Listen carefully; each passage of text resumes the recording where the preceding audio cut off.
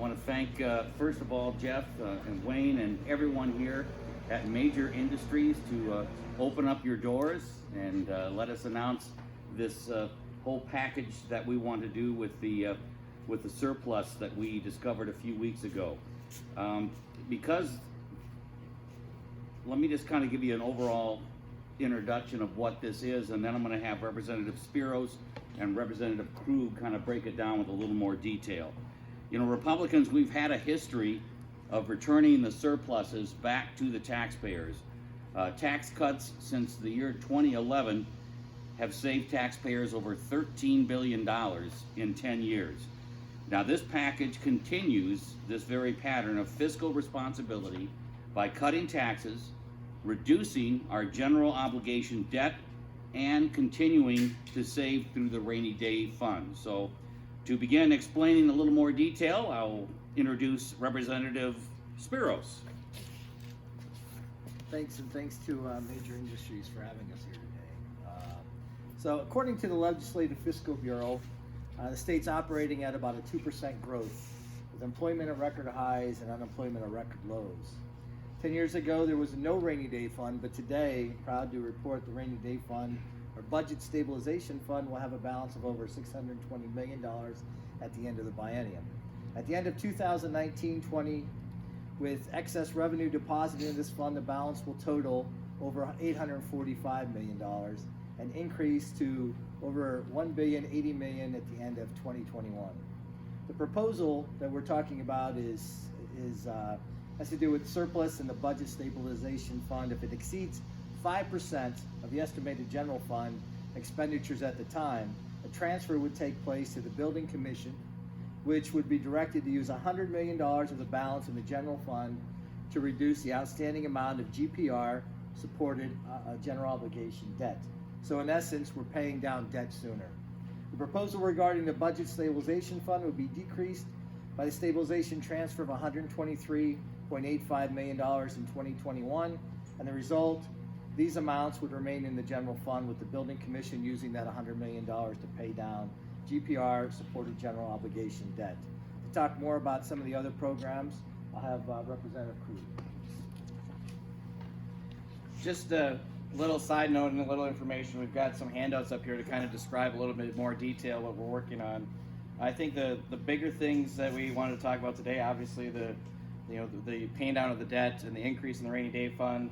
There's also substantial tax incentives here for not only just employers, but for the middle class as well.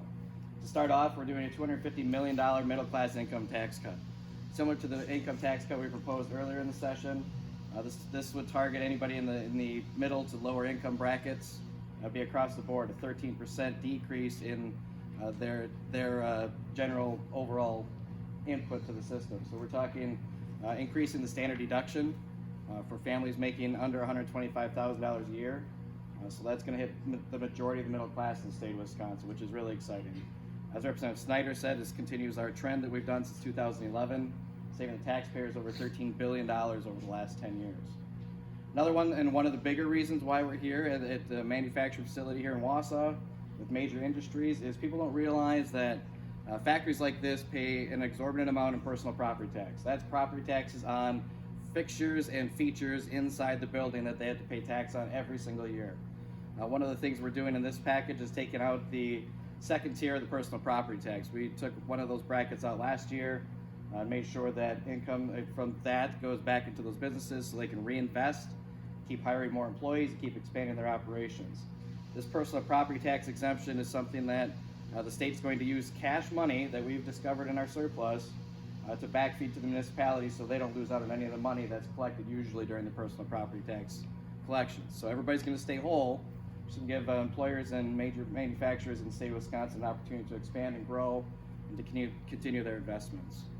So between all of these packages put together, we're talking close to $500 million price tag, and we're still going to have $350 million left in our general fund at the end of this tax cut, which is something that we're really excited about going into the next state budget, so we continue in our record investments in education and transportation, funding all of our priorities, and still giving those dollars back to the taxpayers. So that with that, we're happy to take any questions on the package, and we have plenty of handouts for anybody who wants more information. So are you hoping to pass this package in this legislative session then before it ends in the next week or two? Absolutely. It's one of the biggest priorities we have going forward here. We have 2 more session days in the State Assembly coming up next Tuesday and Thursday. This package will be heard in public hearing Monday, and we'll have it on the floor by next Thursday. Do you expect any bipartisan support, or do you think this will kind of be another divide? Well, I would hope so. I mean, this is something that reaches across every sector of our economy, from manufacturers to individuals who come here to work every day. It's not just the employers; it's the employees across the state of Wisconsin. So this touches everybody. This is something that taxpayers sent us those dollars to fund our priorities. We've done that. We have a surplus. The dollars need to come back to the taxpayers. Why is this something that's going to benefit everybody in Wisconsin, not just one specific group of people? Well, because we're talking about manufacturers and we're talking about individuals. We're not just targeting this to one class of individual. We're not just targeting this to an individual employer. We're not, we're divvying this up as much as we can to everybody across the sectors of our economy. Yeah, like Representative Krug said, it's going to be the people making under $125,000 a year getting that, but also a lot of the revenue that we've saved comes from corporate taxation. So we wanted to make sure that we included them with the personal property tax as well. And this does affect everyone. I know there were other plans coming in on what to do with the money, but rather than spend it, our leadership and our thought pattern is let's give it back to the people. Okay. You had briefly mentioned about kind of the thought process of why you guys decided to host the event here at this manufacturer. What are some other reasons why this was the right place to kind of unveil your project, your work? Yeah, I think it just goes to speak when you look at all the fixtures in a place like this, not just what they output, but what is here to hold inventory and to create that product. Those things are taxed on a yearly basis as they sit here. Maybe Jeff, you want to come up and talk a little bit some of the things that with the personal property tax, and maybe a little bit more about major industries to let folks know. Sure. So a lot of people don't understand that we're paying, aside from property taxes, you're paying taxes on individual fixtures, on machines. For example, last year we put a brand new CNC machine in that back corner. It's a $150,000 CNC machine that's taxed every single year. Right. So anytime we can pay less tax, we can do things like increase wages, increase benefits. It just gives us more opportunity to give money back. So if we don't have to pay it to the federal government or the state government, we can give it back to employees. So it's a great way, I think, to help us do that. Excellent, yeah. And I think just industry-wide across central Wisconsin, how big manufacturing is to us here in central Wisconsin. How some of our sectors have traditionally struggled over the last few years and decades. It's fair to say that this new, like Representative Snyder said, the increase that caused our surplus came from corporate tax collections.